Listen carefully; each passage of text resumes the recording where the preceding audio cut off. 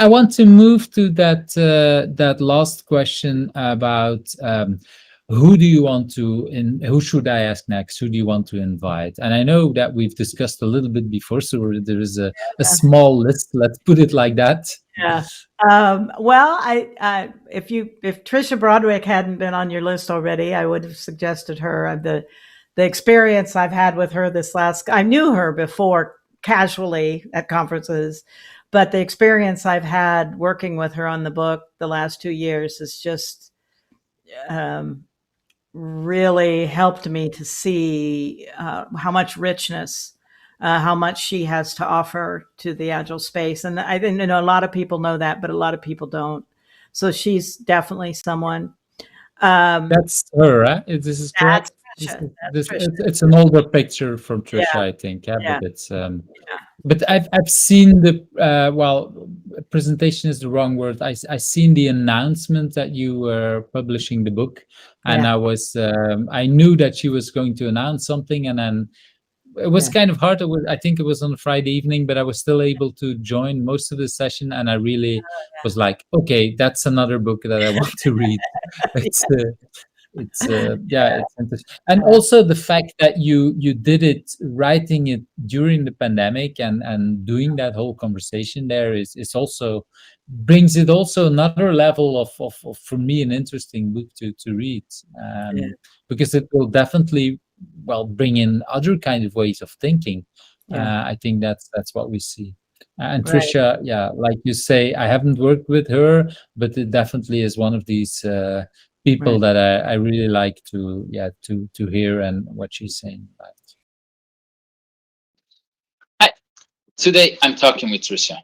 We talked about the impact of growing up poor, what Tricia values as success, creating her own support group, and paying forward what people did for her. I'm Yves Hanul from Who's Agile. My pronouns are he and him. Welcome to my channel. You see a lot of agilists around me on this screen. If you want to hear me interviewing, please click that subscribe button, because these are the people that I've invited so far. If you think I'm missing people, let me know in the comments. And that like button, well, if you liked today's interview, don't forget to click it. Hello everyone, and with me I have Tricia. So welcome, Tricia. And I'm when I so say, excited to be doing this. well, I'm actually excited as well. I just had a conversation with James earlier on, so this will of course be published at different moments. But I'm pumped up with energy from that conversation, and I was really also a lot of energy for talking to you. So I yeah, mean, that's looking quite a forward to that. day. James Shore. Like, I mean, I would be pumped too. Well, I'm pumped just to talking with you as well, because I was really looking forward. And just for information for people, I'm doing this from Belgium, and so this little blue dot here is showing where my house is. And then we're asking Google to show a little bit, travel the world. What are we talking about? And then we're moving to somewhere in the mountains, and I hope it's somewhere near you, in the Bad. so that's what was it? Denver, Colorado. Is that it? Yep, that's And where I'm and at, is in the Colorado area now. I and grew up in Michigan, so I still, it's still sometimes weird to say I'm in Colorado, but yes, that is where I'm at now. and for me, it's 20. So it's 24:09 in the evening. What time is it on your side? It's lunchtime, so it's just afternoon here. So So it's right in the smack of the middle of the day. so that shows already a little bit how this is working. That we're recording this. That for me in the evening, you lunchtime. So that brings in yeah, a completely different kind of dynamic also. So luckily I'm an evening person, so I have lots of energy in the evening. So that works as well. So Tricia, for the people who don't know you, tell us a little more what do you want people to know about you? Oh, no. I had somebody do a bio for me not too long ago, and I was like, "Can I just record you doing that, and then can I just play that every time?" It's like the worst thing to have to do. I guess I kind of say in some ways I've got this traditional background, but also really lucky. I'm a computer science grad from Michigan State, And I got really, really lucky in that I started using extreme programming in 1999 to teach a financial institution how to write a JTV web app. And I would love to tell you, I was like, oh, it was so amazing that I never went back to water. No, I went right back to waterfall in the next project. Right? But I actually then got lucky again and got exposed to Scrum in 2005. And I learned all the ways to fix Scrum in 2005. Like I was a pro at it and on this huge government project. But it did kind of caused me to start thinking about, well, what is different and what is here and something. And so I got pulled into a lot of different roles, from project management to product side to executive director of development, different things. But I really started getting involved in the Agile community officially in 2007. And when I say involved, I've been at every one of the Agile Alliance conferences since 2007, minus 2020, but nobody was there, so that doesn't count. But I've helped run the conference. I've been on the board of directors. And so sometimes people were like, she just drinks the Agile Kool-Aid. But one, I like tequila. And two, it really has altered who I am professionally and personally in a lot of ways, both in my leadership, delivery, and just as a human and what's important to me. So that's so I've been involved for quite some time, but it feels like also just yesterday, all at the same time. And you kind of miss an important thing that I think you should also mention, that you just published a book with Diana. I did. I got to co-write Lead Without Blame. It is still weird because it is still not normally in my bio anymore. Like it only got released in September, so it's still getting adjusted and whatnot. But I had the amazing opportunity to co-write with Diana Larson for Lead Without Blame, and really to tackle some topics that unfortunately we don't always teach leaders or talk to leaders about, that we just kind of pretend like magically happen in teams and in environments. And we're like, no, let's call it out. Let's talk about it. And so I had that amazing experience to be able to do that. And that just got released at the end of September. It's still a little surreal for me. Yeah, and we're recording this on the 21st of November, so that's indeed end of September. It's barely two months old, so that's and I haven't read the book, so I'm apologizing. I really, in most cases, I try to read the book before I talk to people, but this is too fast. But I've seen so many people online that have been saying, "Oh, Tricia, I love your book." So there's actually, it's really it moved up on my pile, so it's very high to read, because indeed so many people are loving the book, and the feedback's been really, really positive. I mean, obviously I achieved the goal of just being able to do it, and it was such an amazing experience to do it with Diana. But we did a lot. We practiced what we preached, and we did a lot of reviews and trying to understand what the threads and what the topics people wanted. And it's been really an amazing experience to hear that how it's been helpful for people already. And that's pretty cool. So that's indeed very cool. So let's jump into that first question. That if what is something that people usually don't know about you but has influenced you in who you are? Oh, we're gonna hit it hard right out of the gate. I like it. I like it. Yes. So there's kind of so I didn't read the questions beforehand, so I could be truly like, what really comes to mind. And there's two parts to who I am that I don't think people always realize or understand in terms of what drives me. And so one is, I grew up super, super poor, right? Like the moments of like, hide from people showing up at the door, and will we have lights and things like that. And so I didn't grow up in a family. I'm first person to go to college, right? And my family is like, I didn't necessarily have this is what you're going to do for the rest of your life. You'll have a career. Like the ambition for me was get married and have babies, right? Like that was what was expected. And so I think I carry a lot of imposter syndrome with me that surprises people, because I'm so extroverted. I'm so say it like I feel and authentic with things, that people are surprised with how insecure and imposter I can get in terms of like, am I doing a good job? I can't fail. There's no basement for me to go home to, and whatnot. And so that fear of things, and in fact, I realized even how much it influenced me in 2020 when people are like, oh, we'll work out. It's like that fear of having no money again just really hit me in some traumatic ways with it. So I think a lot of people are surprised that I carry that imposter syndrome. And then the other thing that people don't understand about me often is I have this really perspective on life, I guess, is the way to I put it. My first son passed away, uh, and Wow. and I had to learn who I was as being back in the workplace. Like what work meant for me before my son passed away and what work meant to me after was very, very different. And so a lot of times when will kind of comment, it's like, well, you're too focused on the people and you got to get more focused. And I was like, it's only about the people, right? Mm, And for me, it really adjusted what I valued as success. Like before, it was getting things done. It was the check mark. And don't get me wrong, I still love me a good check mark list. Okay.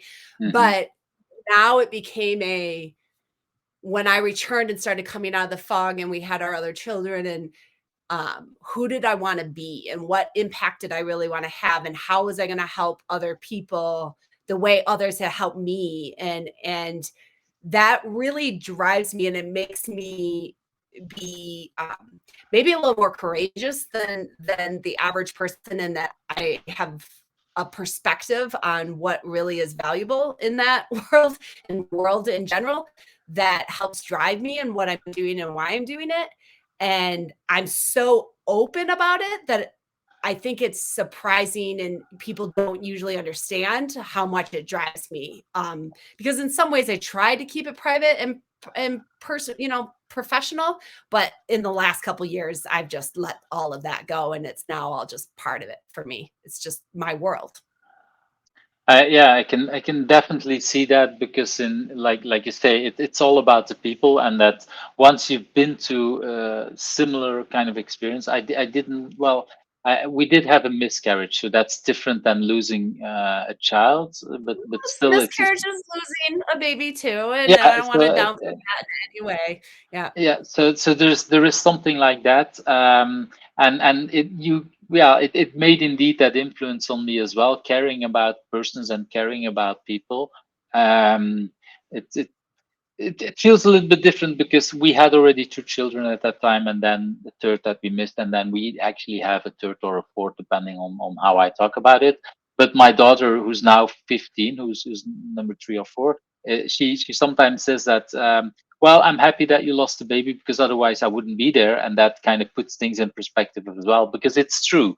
And at the same time, it's hurting because yeah, it's hurting. But at the same time, I see the value now for already 15 years. So there is that other part, but it It's really really makes a us think. complicated, like complex kind of emotional trauma in Mhm. many different Yeah. ways, and it does influence you.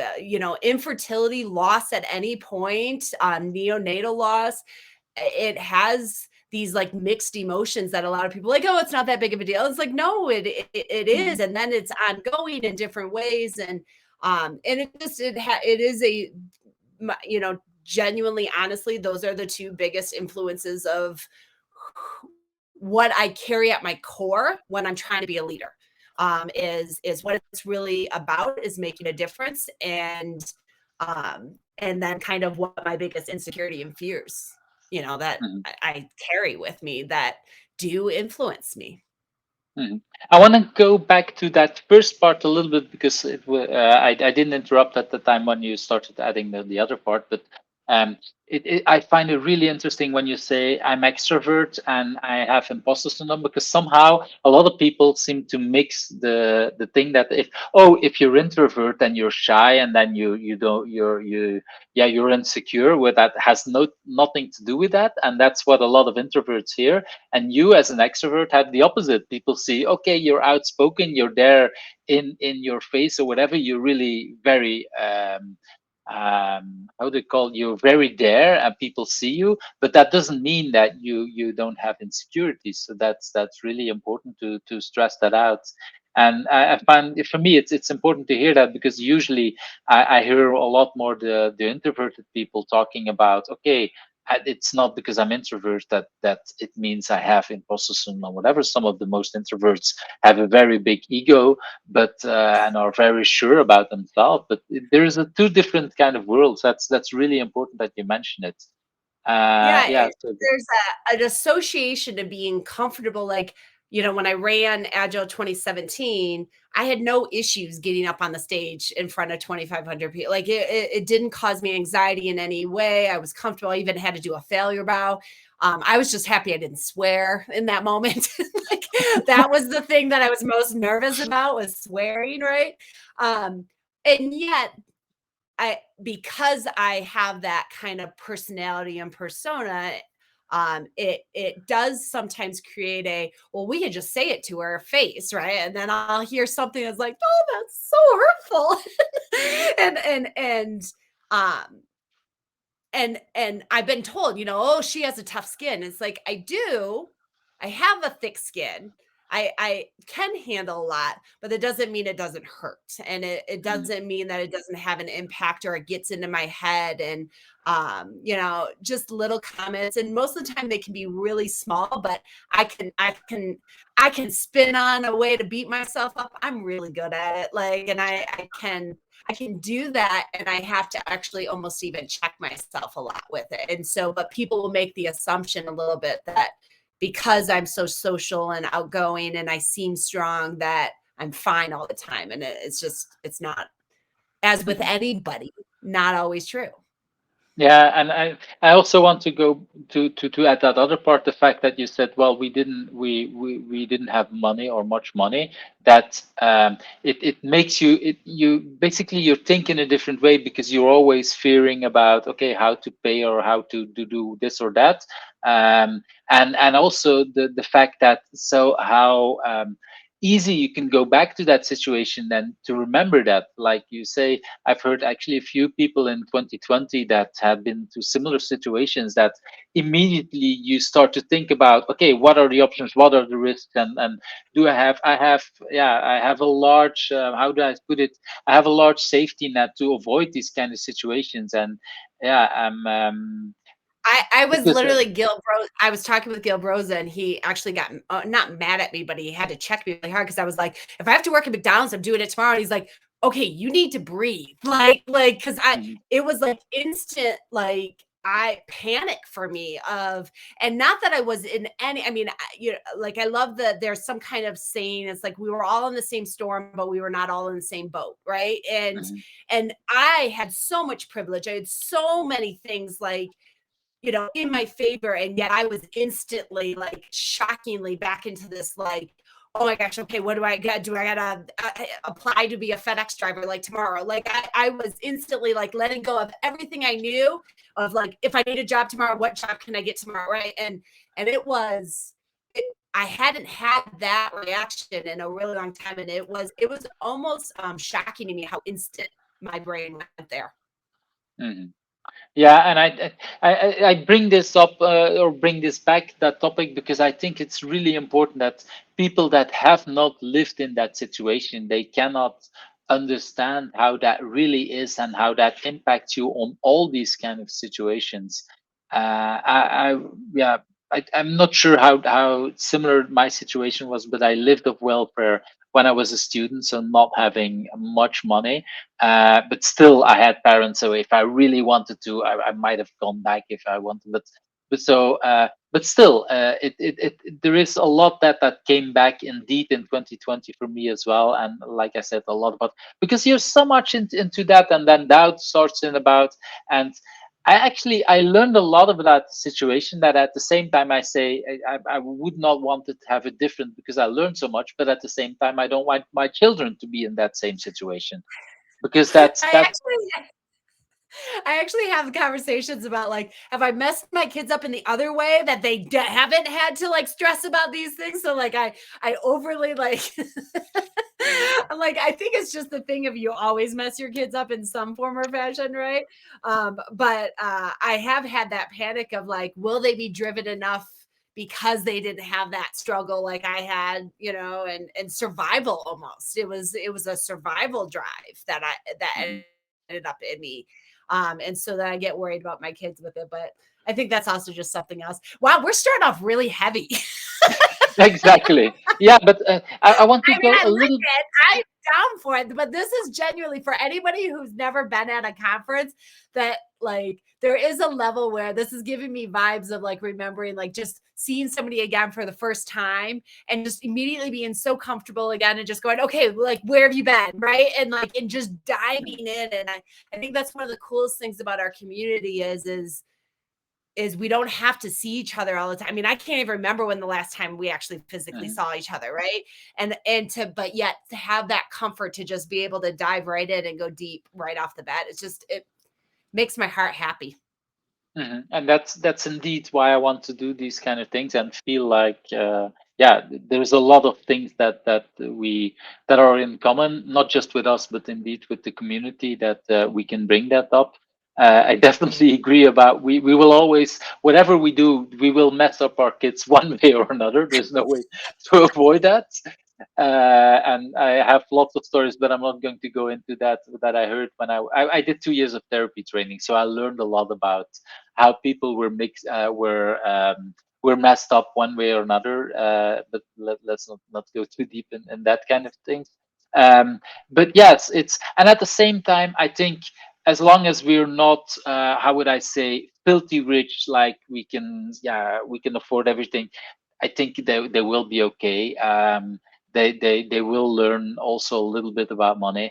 I had a friend that she's a single mom, and her daughter understood for the very first time about some of the problems with money when she has a friend that is actually her parents are maybe not filthy rich, but rich enough that they own a plane, a small plane, but still they own a plane. So that's the kind of level that I will never reach. I never even intend to reach. But that's the moment that when this daughter heard about that she said, "Oh, okay, now I understand why my mother can never give me what these other people have because they are at that kind of level."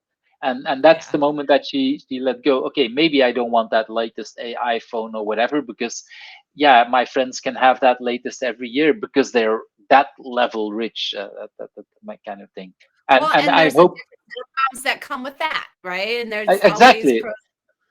Yeah. that's not what I want to reach at that kind of level. I want my children to learn also the value of money and sense that yeah they have what is it called weekly allowance and that they learn about dealing with that money and spending that money. And if that's all spent, well, sorry, then you have to wait for another week or another I was month because having anxiety because I actually got my son, a car, not new or anything, right? A car for 16th, as a 16-year-old, partially just for freedom for us, because then he can drive his sister and things like that. Let's get real, okay? There's some mutual self-interest in here, right?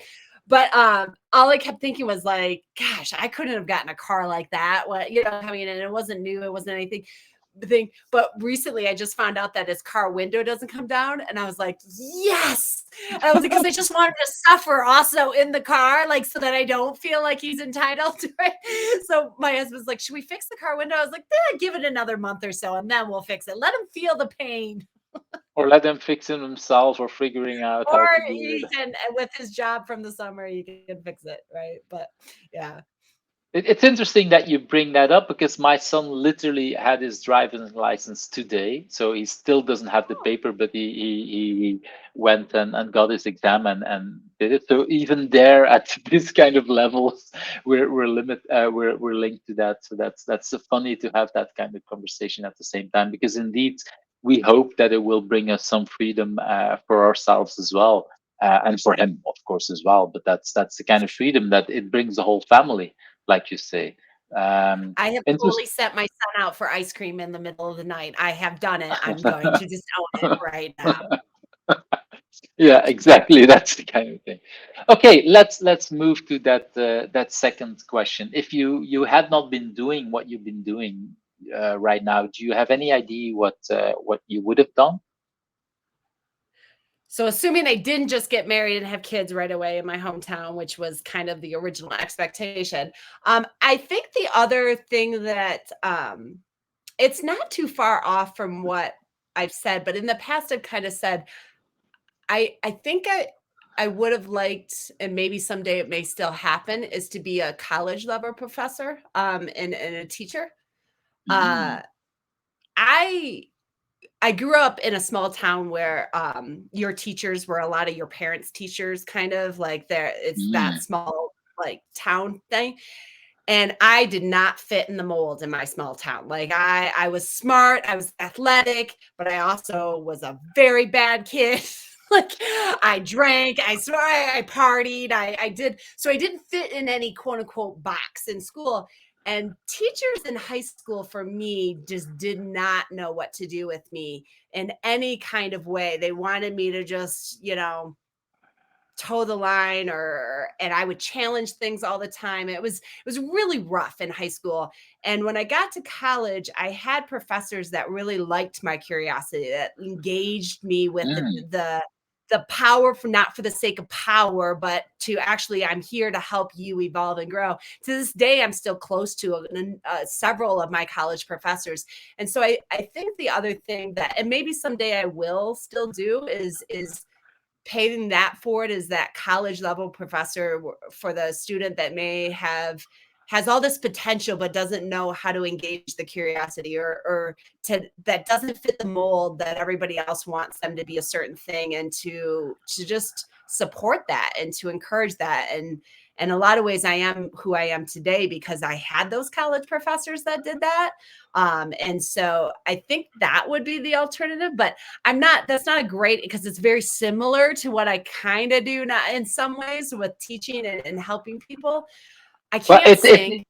you're the same You don't person, but that's the thing. That I find interesting when I ask this question. Some people have indeed a completely different thing, but most people have something that is kind of similar. A lot of us have teaching in okay, there that's good. somehow, because indeed this we're doing and helping other people. What I find interesting is that when you describe these college professors, the word I would use is they were actually leading you without blame, because they were not blaming you for who you are. They were actually getting attention and yeah, They were seeing. creating the right environment to make me feel like I could do anything.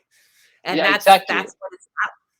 Yeah. So that Yeah. really feels like, yeah, they helped you maybe even discover yourself in a sense. And if you talk about imposter syndrome, I can imagine that, especially if you're in school before, where you're in a small town and everybody knows each other, and where you don't fit, that there is it feels like blaming and people, and the imposter syndrome could be created in that kind of sense, because you don't feel like, oh, what am I doing wrong, in a sense. And these college professors really looked at you, who you probably would saw more your potential than you saw at that time. Oh, 100%, 100%. And especially, and being a female in tech and computer Mm, science, I think I graduated with 3 females in computer science when I graduated. So it wasn't like, if I wanted to be a part of a study group, I had to form the study group. Like, nobody was going to be inviting me to the study mm, group. So to have that and then have the support in that environment, it was huge. mm. And but I mean, the thing that I wish I could do, that the superpower I wish I had, would be like, be a singer, but nobody wants to hear that. Nobody wants to hear Well, we can, yeah, there is actually, what I would say, in a lot of agile 2000X conferences, there's a lot of things that we go out and have karaoke's and other things, and yeah, we have lots of fun, but I'm not sure most of us are good at singing. except for in a Henrik group of Niebuhr. 10 or more, I sound amazing at Agile karaoke night. It's why I try and organize it, because in at least a group of 10, I sound amazing. Or I stand near Paul Goddard, and then I'm okay because Paul, can really take it. And I just need to stand. Melissa Boggs is another one. She can just really, like hit the notes. And I just stand near. But if that microphone comes near me, I gotta like mouth the words only. But in a group of 10, I sound amazing at group karaoke. That's the right spirit. That's the right spirit. And it's the same thing like if you're in a crowd indeed for a large conference and the whole audience is singing, that always sounds amazing, where even probably most of the people who are there can't even sing, but the total crowd is really it's making it. That's the thing. All together and that's probably a lot can be learned from that as well. Yeah. Let's move to that third question. What do you consider your biggest challenge, and why is that a good thing for you? Or at least the biggest challenge that you want to share, because there might be challenges that you don't want to share, of course. If it's not clear, I'm an open book. That should be obvious by now. What is one of my biggest challenges? I have one that it's been consistently a challenge for me my entire professional career. And I have read book after book. I've been challenged after challenged by person. And I still cannot quite overcome it, is my ability to negotiate for myself. I have never been offered a job and negotiated a higher salary. I have never asked for a pay increase. I have never, as an employee, right? Now I will advocate others to do it. I will expect others to do it, right? Like I logically can know that this is what is expected, right? Like the counter offer. I can logically know all of these things.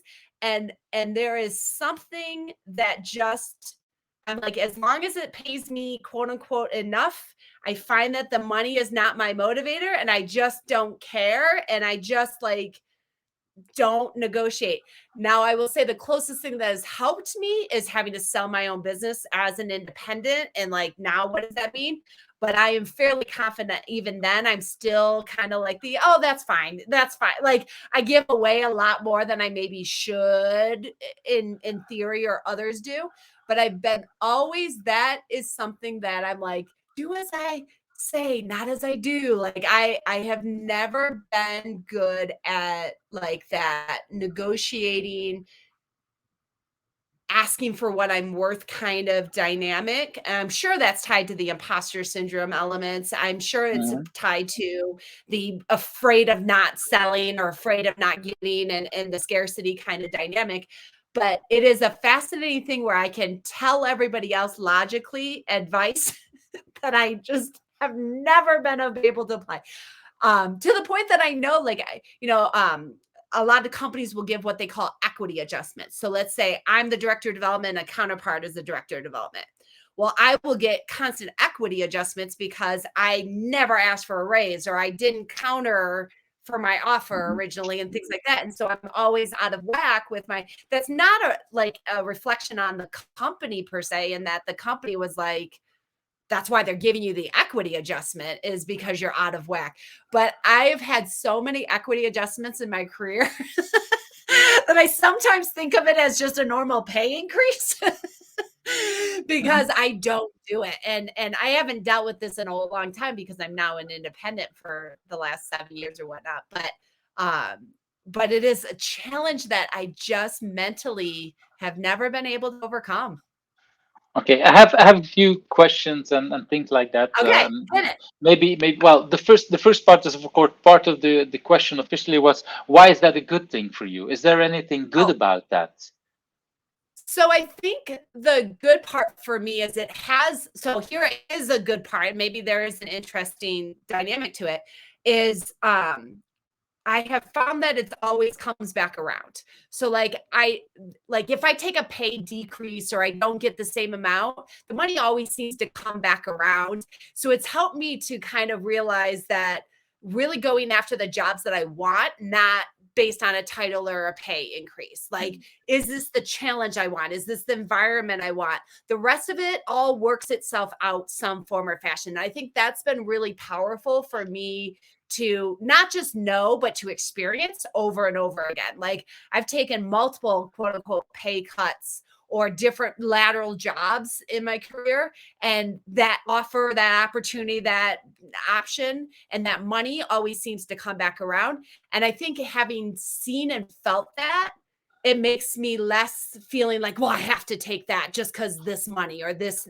role, like that truly does become a secondary thing for me. And what's the difference I'm going to make? What's the problem I'm going to solve? And the rest of it works itself out. And that's a contradiction to my fear and panic in 2020, but it is a nice to have experienced that and to know that. And so that's been a positive of that for me. Very much because so. it means that you actually go for the real things that you want to do, and then you kind of trust that it will work out, and so far it did work out. That's what I'm hearing. Yeah. Did I also hear that you said I'm not good at asking it myself, but you do look for help and find other people that are actually asking for what you need to ask for, so that you Yep. find other ways. So basically you found ways around it to make sure that you do get more of what you deserve by asking for help and finding others, or not. Oh, I don't know if I go that far, but I'm very good at making sure others are being taken care of or asking Okay. for it So or you're not. actually helping others, but not so much yourself. Okay. And Yeah. there's one thing that I've learned over the years, and I don't want to give tips here because that's not the thing. But one thing well, first of all, one of the things I heard a lot is that it's really hard for women to do exactly what you're saying, is asking that, because you come over as very bitchy, and then having other people asking for what you really is much better than asking yourself. And that's not just for money, but that's for a lot of other things. So that's one of the things I heard. Yeah. So there's a Um, lot of a bias in there. Yep, 100%. yeah, and but what I've used myself, for example, at conferences, is that, so if we're talking about a conference that is a community conference, like, okay, that's a different thing. That there is usually not much money involved, usually. But if there is a conference that is created by a company, so it's really a profit conference. For me, it's also hard to find out what's the real money that is getting involved. What's the kind of money I can ask? And today, what I'm doing is I'm saying, okay, I just give me the average of what other speakers are getting. So don't give me the top rate, don't give me the low rate, give me kind of the average. And by not stating an exact amount of figure, that I've learned that actually I get, usually, not always, but sometimes I get more money than I was daring to ask. Sometimes I get a little bit less, but at least I get the job, because I'm not there that I want to have the top rate, and I know probably would not have had that opportunity. So that kind of helps me. I'm not I sure if like that's that something you because tried. That it speaks to my confident humility of just like going, I don't want to have to ask for the most, right? Like that's not even what I'm trying to do. So I like that dynamic. I might have to try it. I might have to go down this path of trying that. I like just the average would be sufficient. I like this.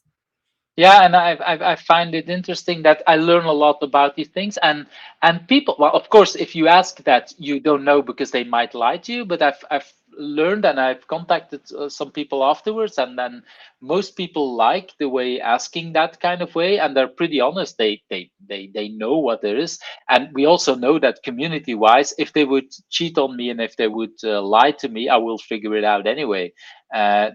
We will always hear this, and it's not like I'm going to ask around all these other speakers, how much money did you get? But we always hear it. It's one way or Yeah. another. I've Yeah. actually had people sending emails to the speakers about what people were paid to the whole set of speakers, so everybody knew it. Of course, that was an accident, but I did receive it already multiple times, and these kind of things. And so and yeah, so people always come to learn Well, I'll about have that. to try it. I'm gonna let you know because I'm gonna try it and we'll see. We'll see. I like it. It's not making my gut. It's making my gut have the little bit of flutter, but not like twisted in knots. So I think this might be an attempt I can get behind. Right. I'm gonna try. Mhm.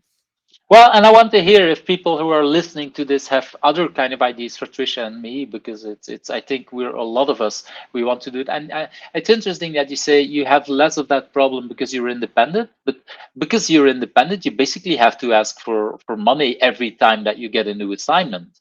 Because if you are working full time for a company, you get there, and then maybe you have to ask a raise, but then you don't, and then you keep getting paid. But as an independent, every time you did get a new assignment, you have to trigger it and ask it again. So you learn a lot about that as well, I assume. It's helped. I wouldn't say it's overcome the challenge, but I do somehow think of them differently. Like I'm not.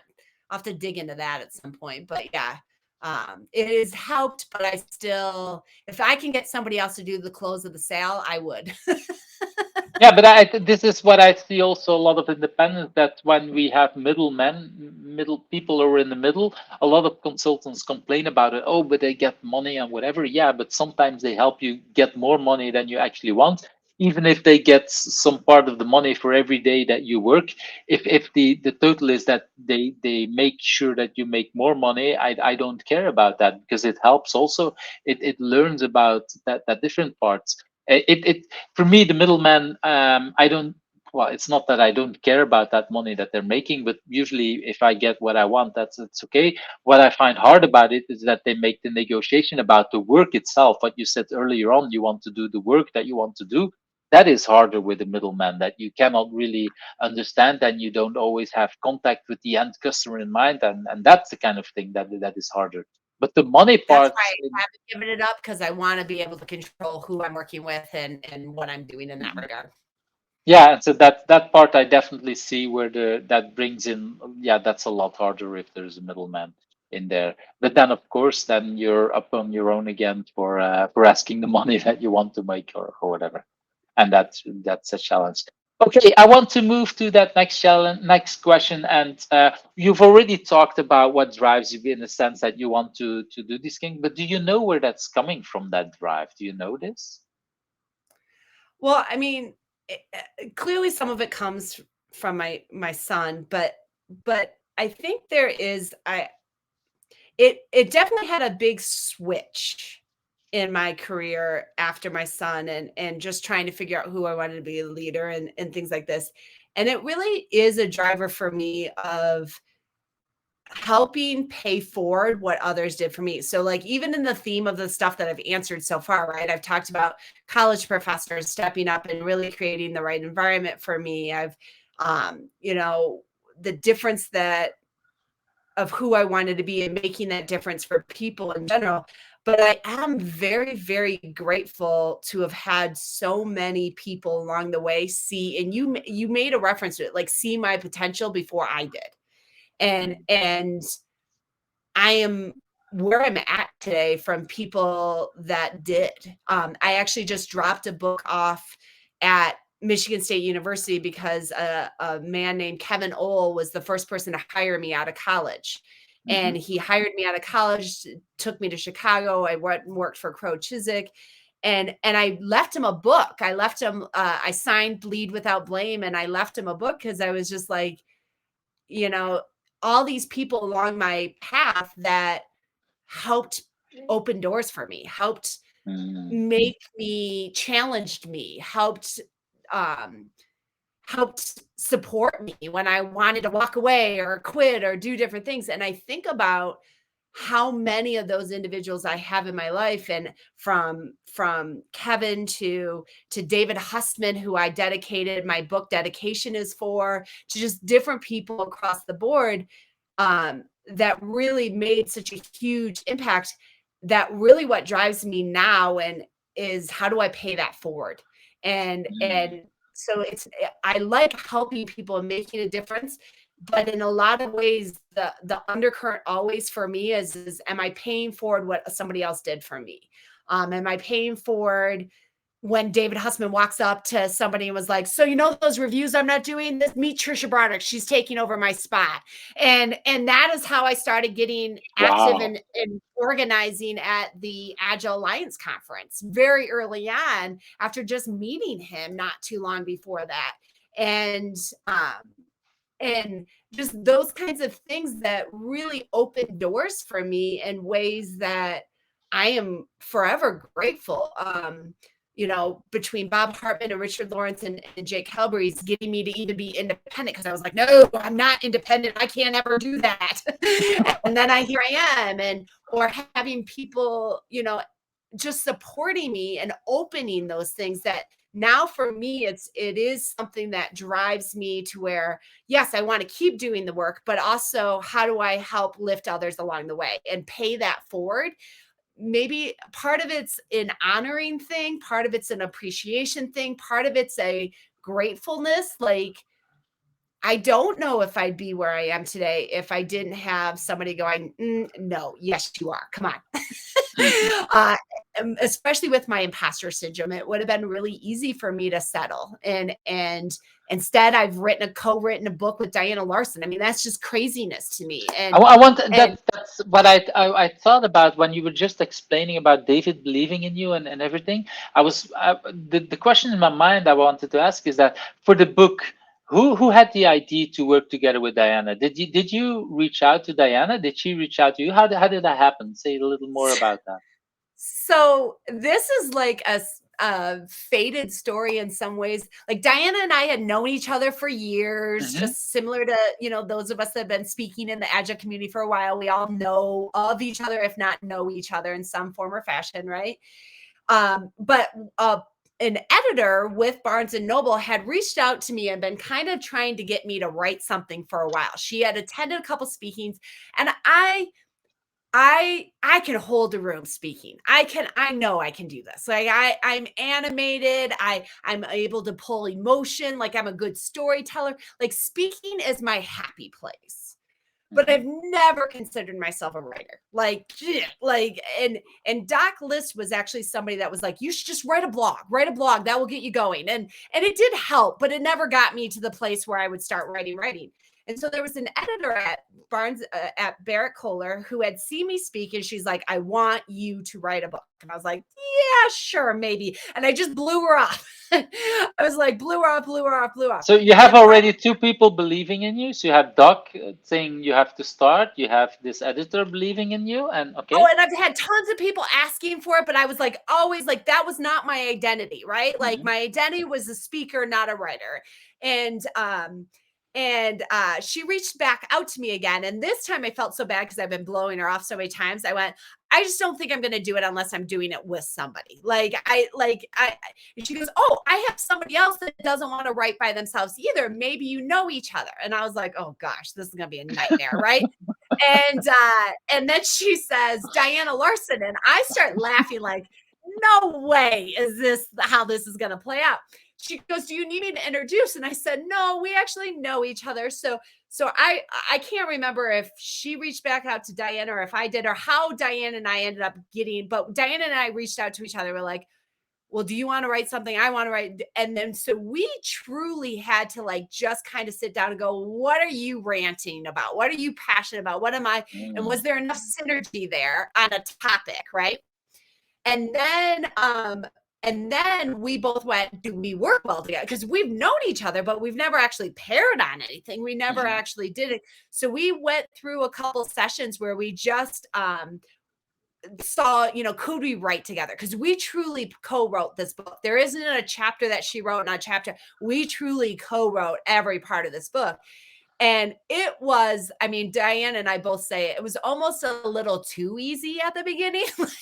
like it was super smooth, where what she brought to the table and what I brought to the table just was really nicely blending. How we worked blended really well, that we were able to pump out an outline for this editor fairly quickly. And then next thing we know, we're writing a book. And so it wasn't something like we had a session and then we turned it into a book.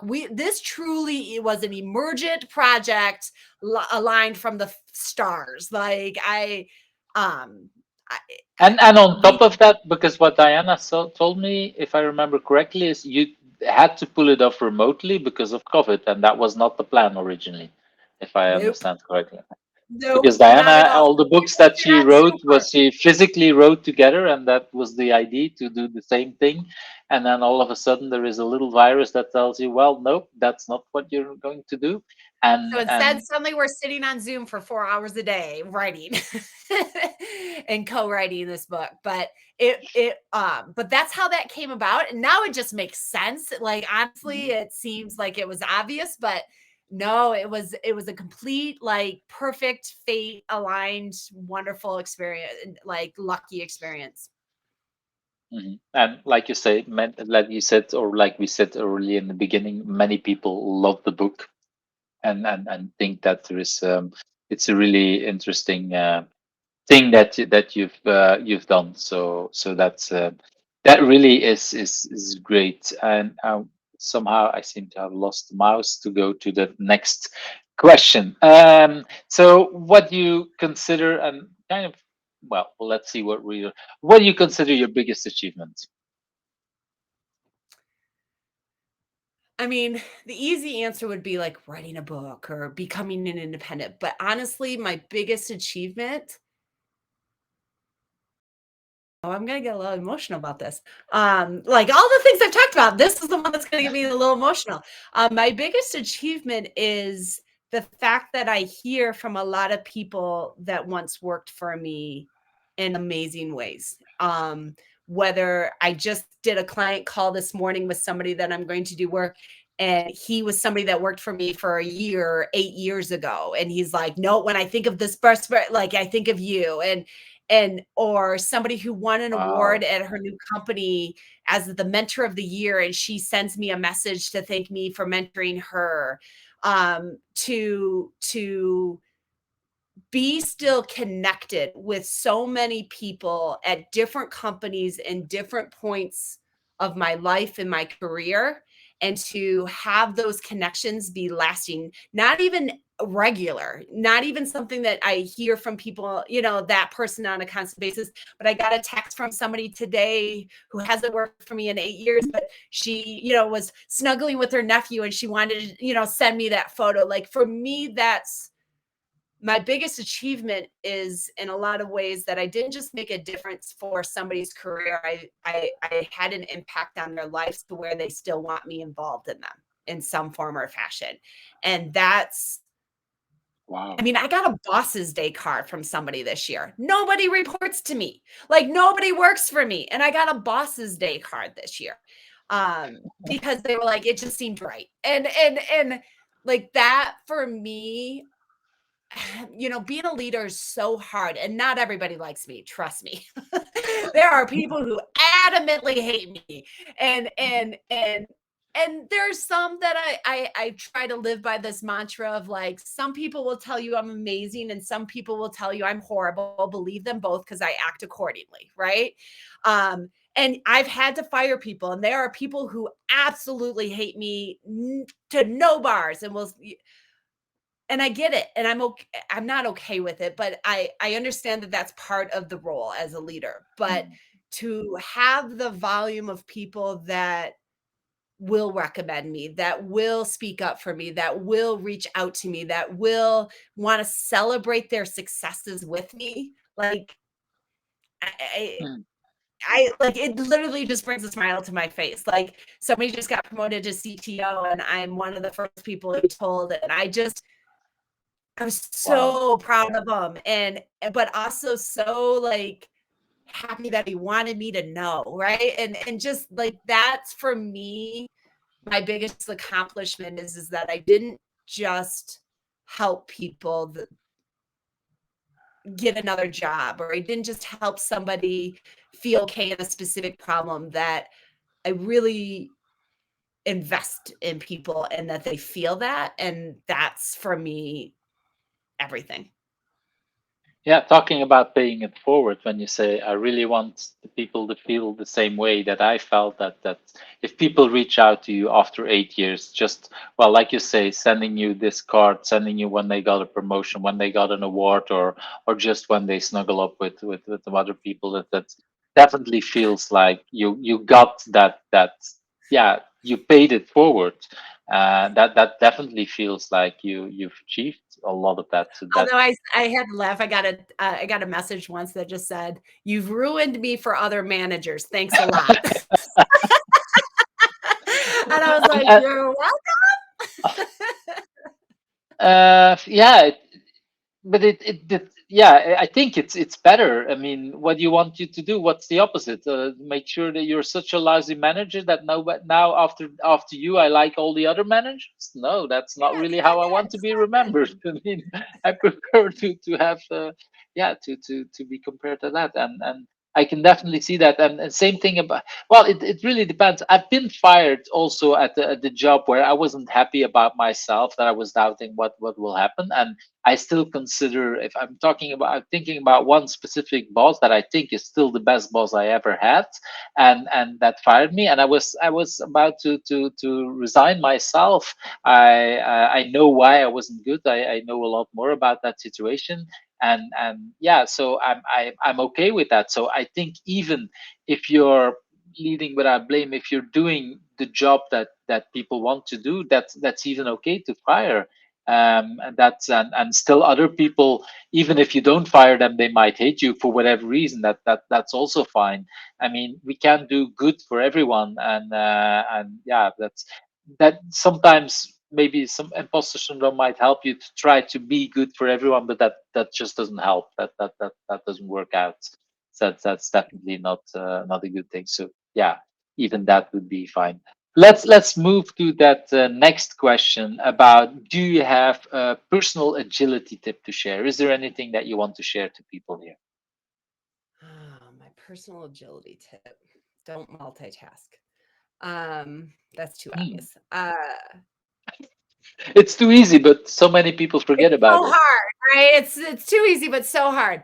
My personal agility tip, I think for me, is I'm a contradiction in this regard. Like, I am my project management background will sometimes come out, and I'm like, my kids actually joke, they're like, just in case, because I'm always risk mitigating, right? Like, okay, well, let's just take an extra code and doing things like this. But I think one of the tips And that is that wait, because you jump onto that, is that coming also from your background of having the situation that you grew up in, that you want to have a backup probably plan? Yeah. Probably just always being prepared, right? Of what you might need, and why not take that extra step with those things. But I think my tip for a lot of people when it comes to personal agility is to not plan too much, in the sense that Mm. I could not have told you the last 5 jobs I was going to have. Mm.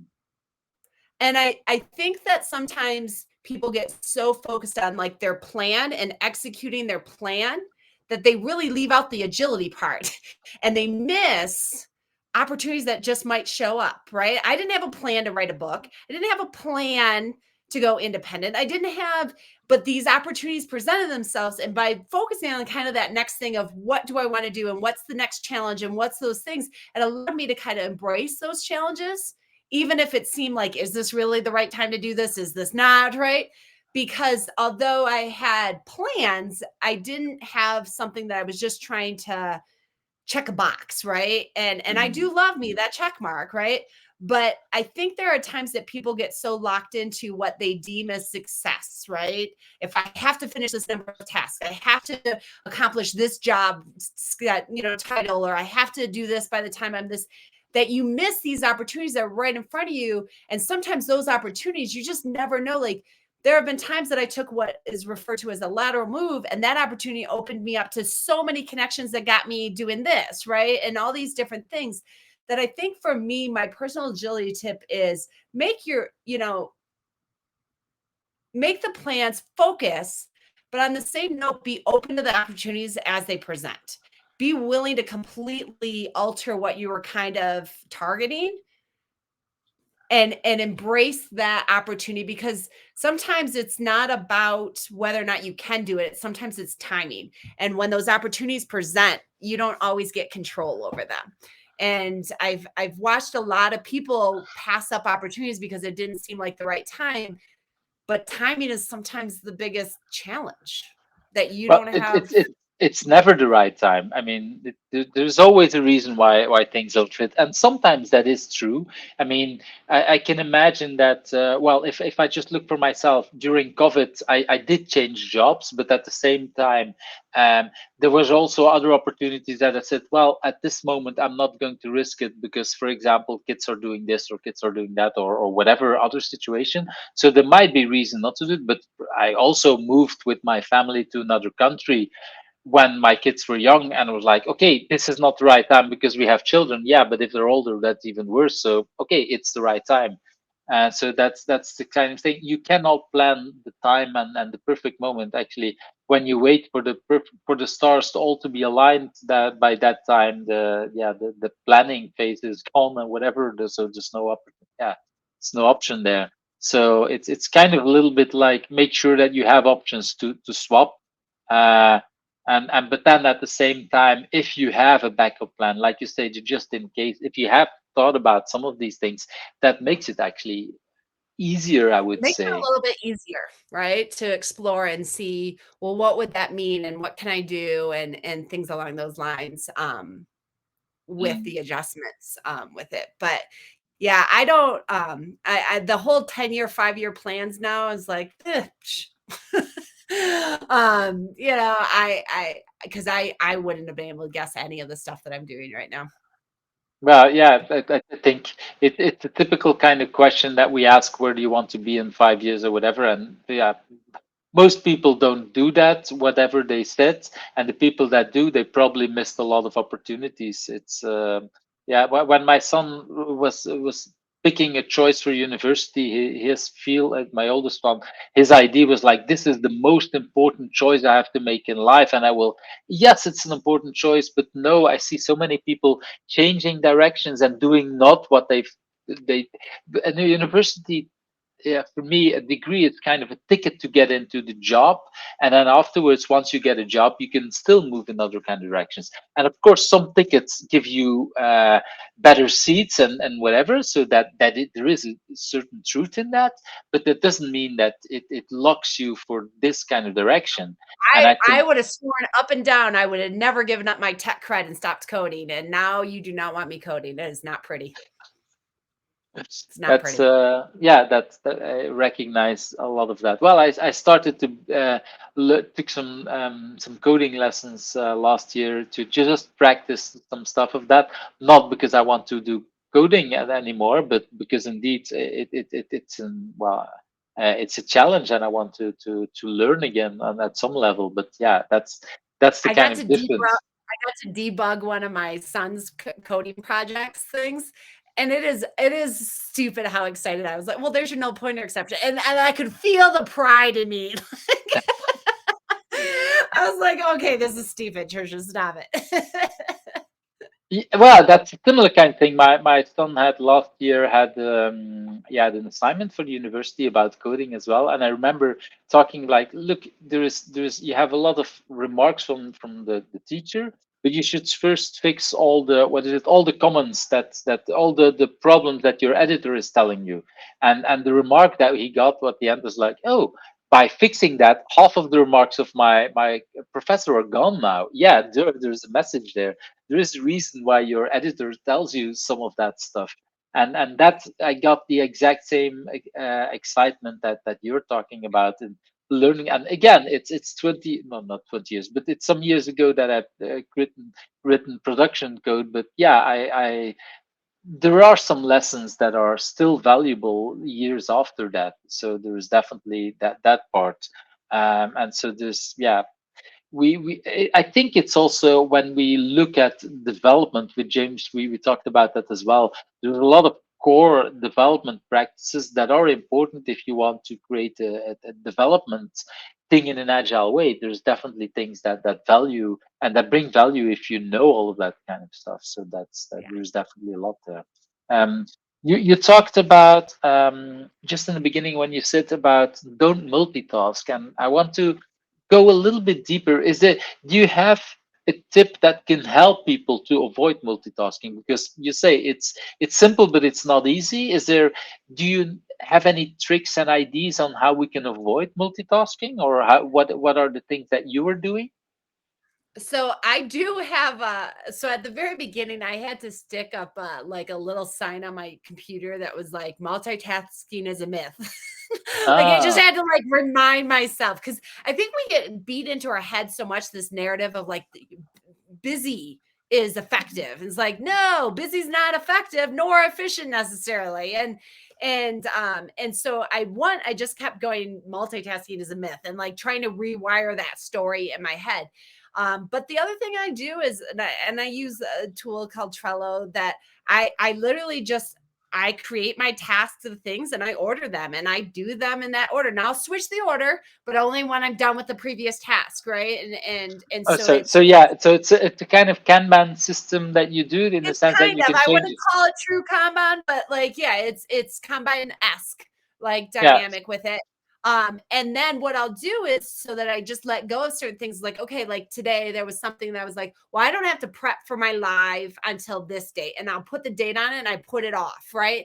And so a lot of times just I'll hold things for specific dates so that I don't just have this overwhelming thing that makes me feel like I want to tackle everything. It's like, no, what Right. are truly the things I need to tackle? And then the things that can wait for a specific date, like that's the date I need to start working on that. I can always finish my list and pull something early, but like I do that. I find if I have too many things in that list, and it's like, oh, I need to have them all done, and then I can't, and then I start trying to multitask, and it's just a mess. So when I keep it lower, I kind of can focus in and getting those things done with that. And so that helps me.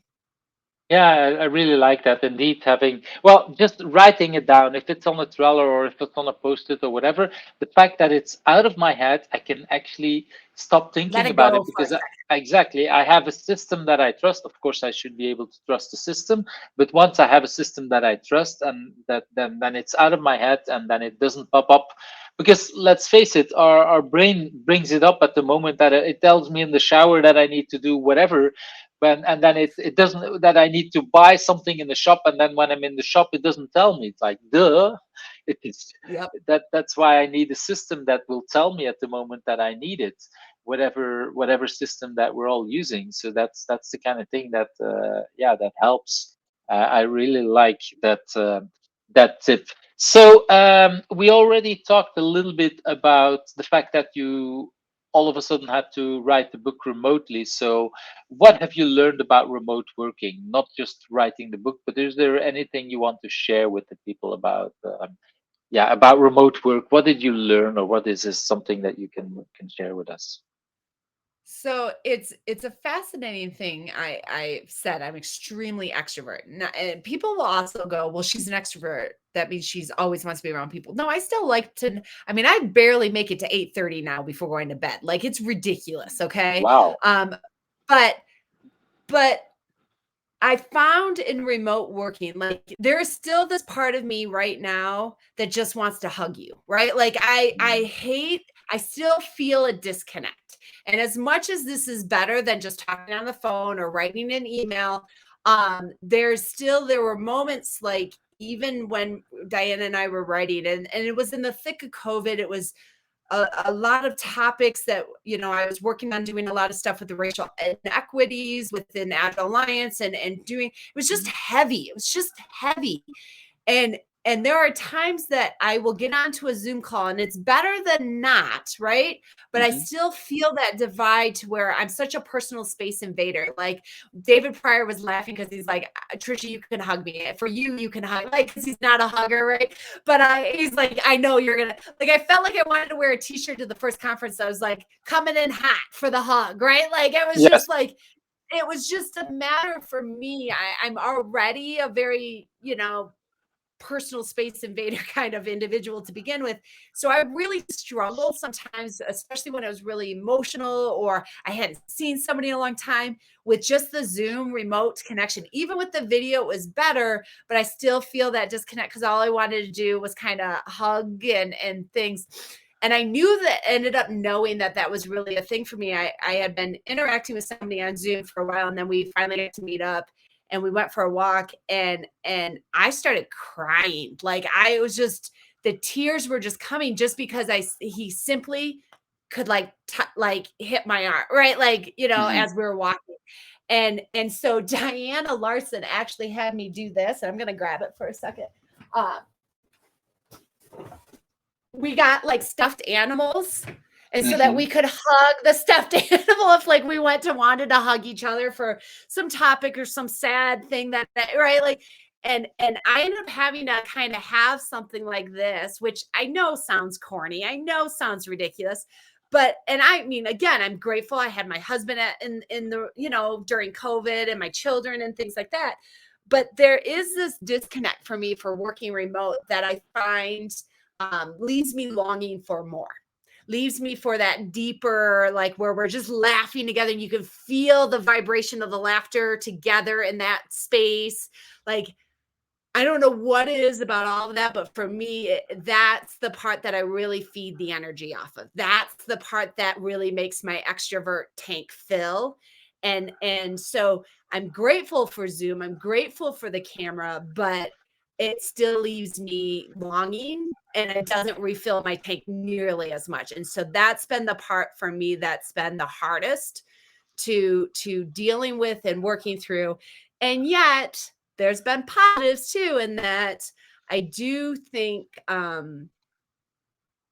I've been able to impact way more people and do different things because I can do something in a time zone that we wouldn't have been able to do, or even worry about trying to do. I was able to do, you know, I had somebody contact me right away. They're like, I could never get you out here any other way, and now I can have you, right? Like, and so there's been a lot of positives for it, but this extrovert really likes the physical space.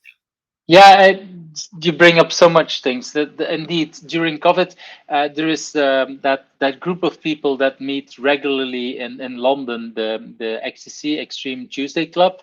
That every time, well, not every time, but when I'm in London and for a job or for a conference or whatever, I will try to go to there when I'm there. But of course, in the last 10 years, it's not that I've been able to do many times because I'm usually just not in London when that happens. And during COVID, they went remote, and in the first year, I don't know how many, 6, 7, I don't know how many times, but I went an awful lot of time, more in that year than in the 10 years before because of that, and that really felt like, wow, this is great. Same thing here. We would not be able to do this without. I would not be able to do this without all the tools that we have, and meeting and all these recordings. That would just be impossible. I do remember at whatever 2007 Agile conference that somebody was doing podcast, but that was just having multiple people at the desk all there 1 week and doing one interview after another. That was then scheduled for the rest of the year. But for me, that would be, this is a completely different thing to do that.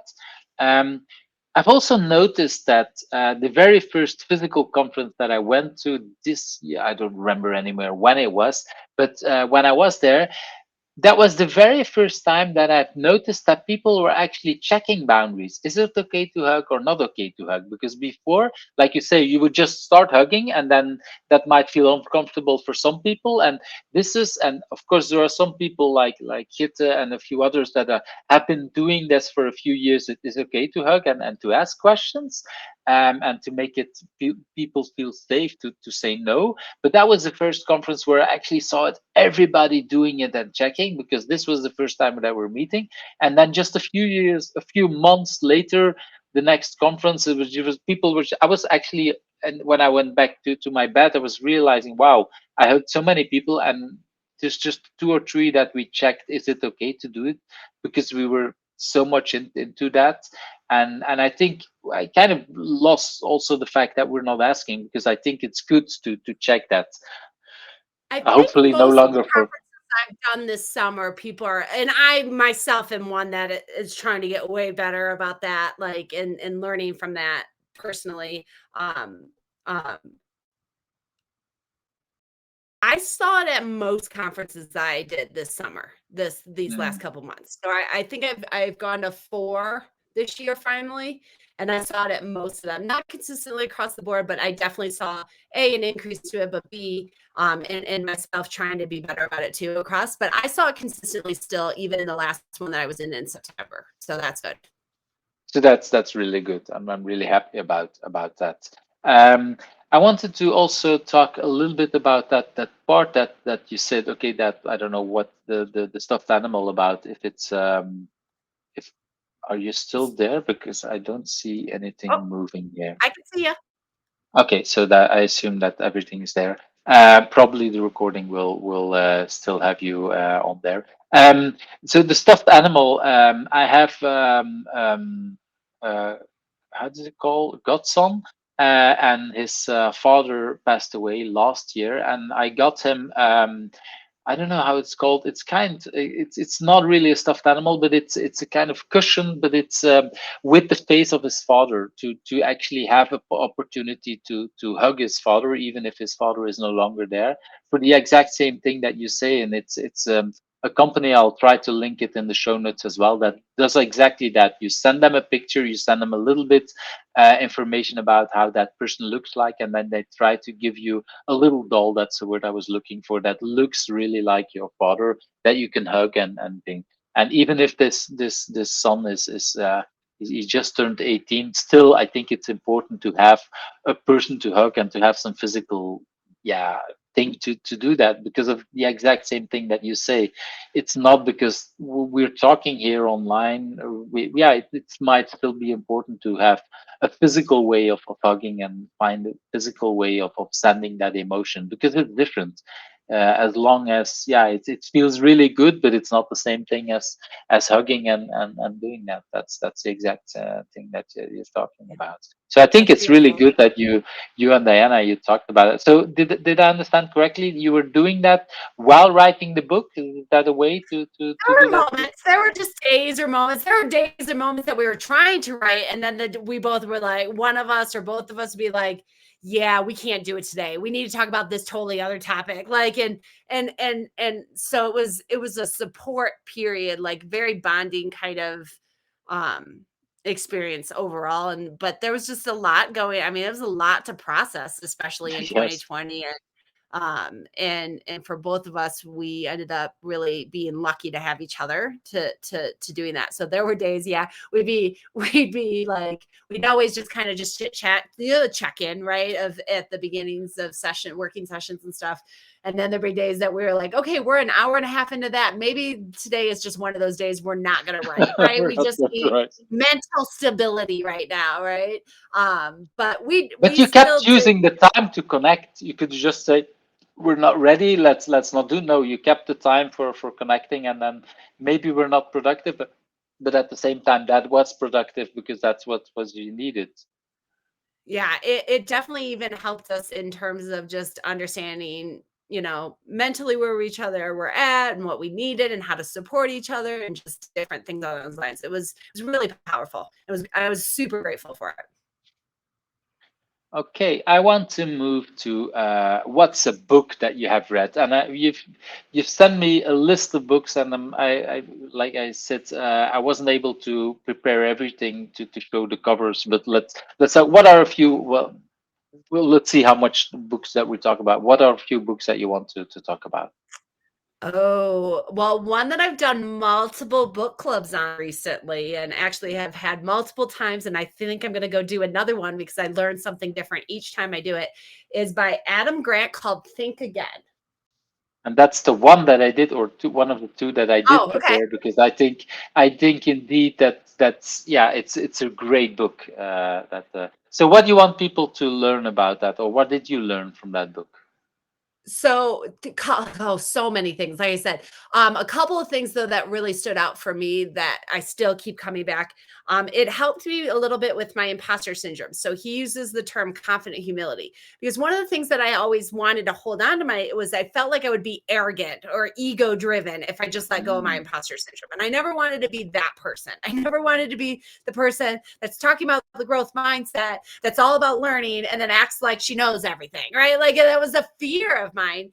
And mm, so like for me, this imposter syndrome was this like holding on to my humility and holding on to the fact that I don't know everything. And but yet the reality is like I wouldn't want somebody I'm mentoring to like be punishing themselves nonstop. And the fact of the matter is I can still be confident about my ability to learn, even if I don't know everything. And so this confident humility is something that I'm really trying to like move towards and away from the imposter syndrome and more towards, hey, I don't have to know everything, but I am confident that I'll figure stuff out. And I know how to, and it doesn't even mean I have to figure it out by myself, that I can use my network or that I can ask for help or what has to happen there. And so that was really a good way for me to start relabeling, shifting the parts of the imposter syndrome that I needed or that it still brought value to something in a more productive way. I like that, because indeed it reminds me. I don't want to go too much into detail, but it reminds me. I think about the discussion I had with Esther Derby on the same podcast about the fact that when I think it was with Esther. I'm not 100% sure, but I think it was about when you want to sell yourself for a job as a consultant.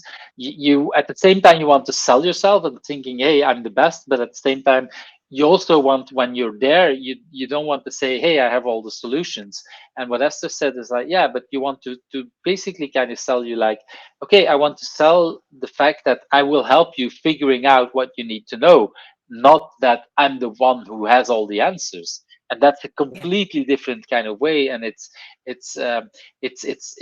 this, I think this is the subtitle of his book, The Power of Not Knowing, or The Power of Knowing What You Don't Know. So it's really about that. I can help you in figuring out what you need to know. And yes, I don't know everything, and asking for help. I think that, yeah, asking for help for me is one of the most powerful things that we can do in an agile coaching environment, showing people like, I don't know everything, but I can just ask out to the world, and together we'll figure it out. It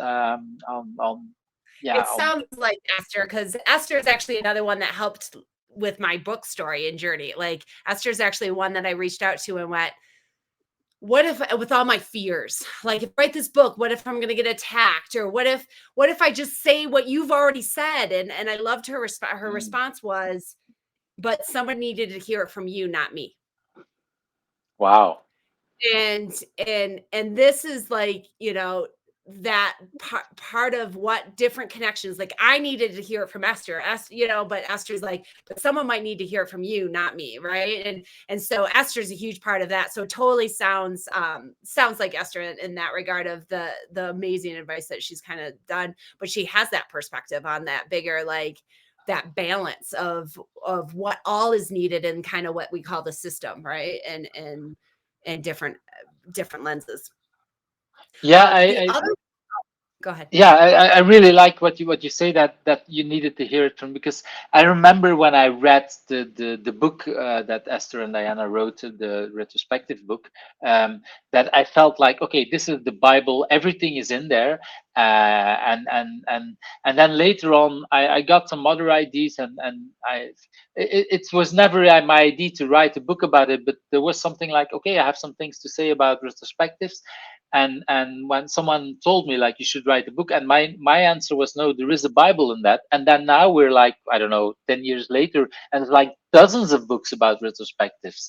And I still think Esther and Diana is the core book. Well, there's the project retrospective book. These two are for me the core, really important, more important than others, but others bring other extra stuff in there. And I think that's the thing, that we all say it in a different way, and some people prefer this book and some people prefer that book. And for me, because I've learned it from these two books, for me these are my core, but for you it might be different, and for somebody else it might be some other thing. And I think that is really the core. It doesn't matter that book is already out, it doesn't matter that somebody has already thought about something. No, you can still write that other book or that other thing that is there, and bring it with your own voice, and that's the thing that will, your own perspective or your own twist on it and things.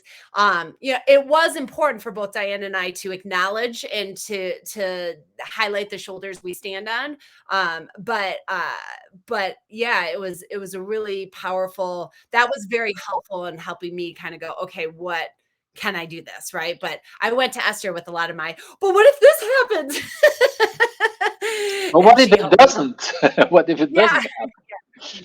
Okay, Other so thing about yeah, think go ahead. again That's book that really stands out for me, that really helped me, and this helped me in my professional and personal conversations of things with people, especially given all the world topics that we have, is he highlighted a concept that it was almost like logic bullying.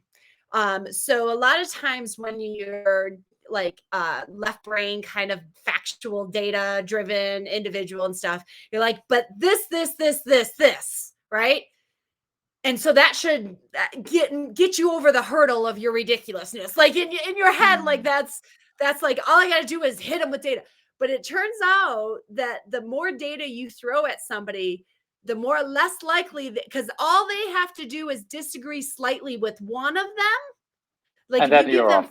5 and then they negate everything. And so you are actually better off to hit with just one key point and not be a logic bully and let that stew than to try and overwhelm, because all they need to do is find one invalidation of it. And I got to tell you, that has completely altered some of my advising. Like when I go to advise, like I used to like, okay, well, this is this, that, like, and I'd overwhelm, or they'd have some experience that they're like, well, that's not really true. And then they would invalidate it. And so now I pull that back significantly and just kind of focusing on what's that key goal or the key lesson or the key point, both in a professional conversations and personal conversations.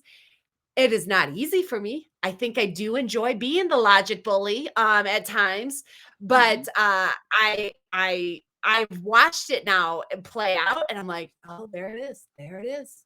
And so that's been something I'm actively working on improving and getting better at. Because Yeah, you're not going to.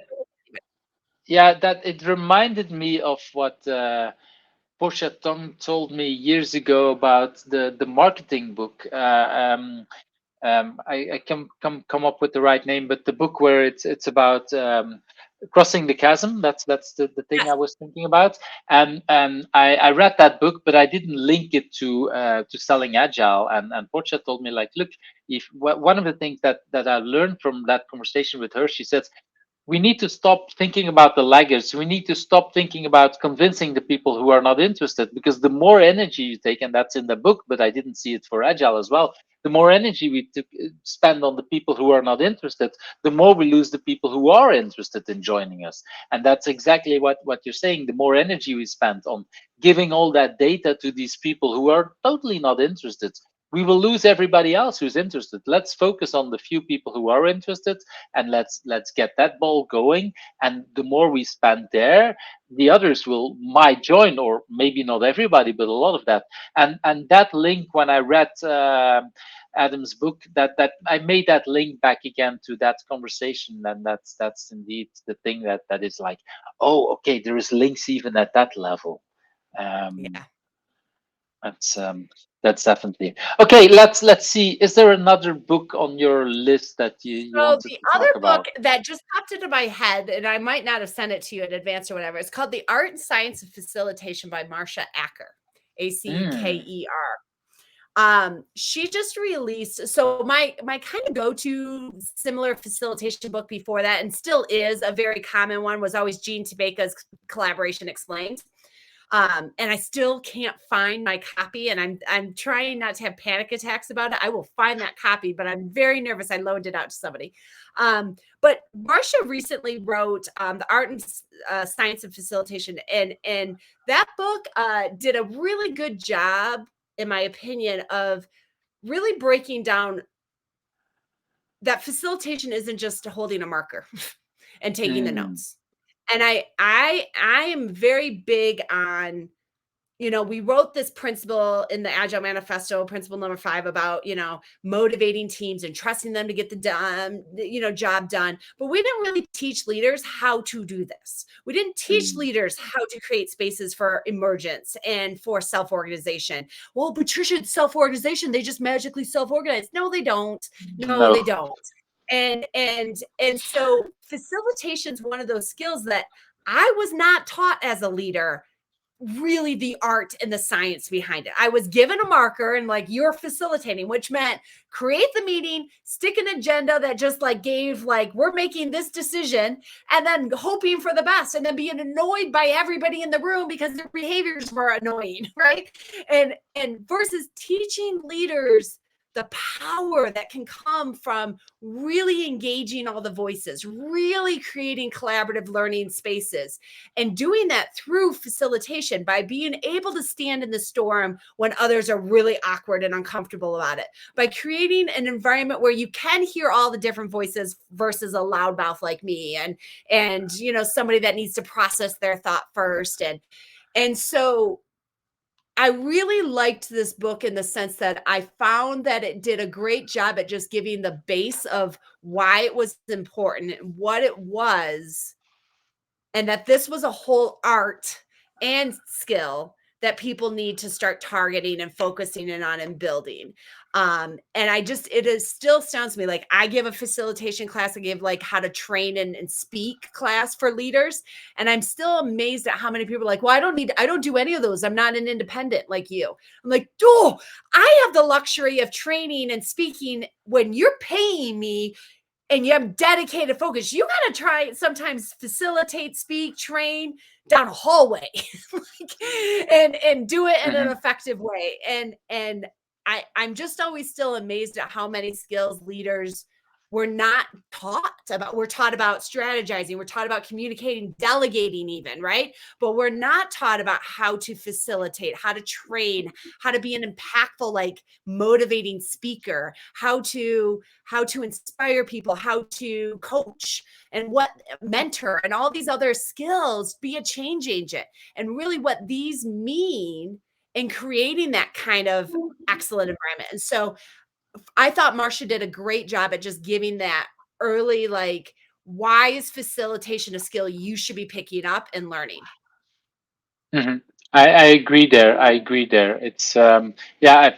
I've interviewed Marcia here as well, so you can definitely find her her talk as well on Who's Agile. I really like what you say about the facilitation part because I had to learn some of that stuff. I was how would I say it as I'm a really bad writer physically. Writing is really bad, and so I. One of the reasons why I went into IT because I didn't realize it early on, but that's how I could avoid writing because now I can type and stuff like that. And then all of a sudden I start to become facilitator, and then I see myself at the whiteboard like, and I had to think, rethink about how others were doing. It's like, no, if I write, that doesn't work because nobody can read it. And gradually I realized, but actually I can give the pen to other people. And actually I've learned that, hey, if I do this, I'm actually better because I can focus on facilitation. Somebody else can focus on the writing. I can check with the group, do you agree on what this person is writing? And I don't abuse the power of the pen because I can again focus on my facilitation. And it turned out for me that made me a better facilitator. Still, it's sometimes annoying for people that why don't you're the facilitator? No, the facilitator and describer is a different role. Let's focus on different kind of things. And I realized that, oh, now I can go further. When people write stickies on the wall, I can actually ask them to group it because if I group it, I might not understand the same thing as I. And so gradually I learned some of that stuff. That and of course I learned a lot. You mentioned Jean Tebeka. I loved her book. I have the same thing. I don't know where my copy is. Luckily, my father bought her book. I think 4 or 5 years after. I did a workshop with my father, and I had some other things that I've heard. And at some point, my father said, "If I bought a really great book," I said, "Yeah, well, not just only is it a good book. I actually know Jean, and I love her." Uh, so that's why I'm a little less worried about not finding my copy because I know he still has his copy, Well, and and every but my copy had her, she signed my copy. So oh I'm very nervous that I loaned it out to somebody. And so yeah. I'm trying not to think about it right now. Yeah, I'm already. It's wonderful. You talked about David. You talked about Jean. Two people that we've lost over the last years that had so much influence on not just you and me, but on the whole community that were really that important. So thank you for bringing that up, because it's these people are really important. Talking again about about paying it forward, we learn so much for these people, and these kind of things. So I want to move to the for me, one of the most important questions. What question do you think I should also ask you, and what's the answer? Oh, And you thought about that. My first question was the hardest question. I know. Like I'm impressed. I'm impressed here. Um,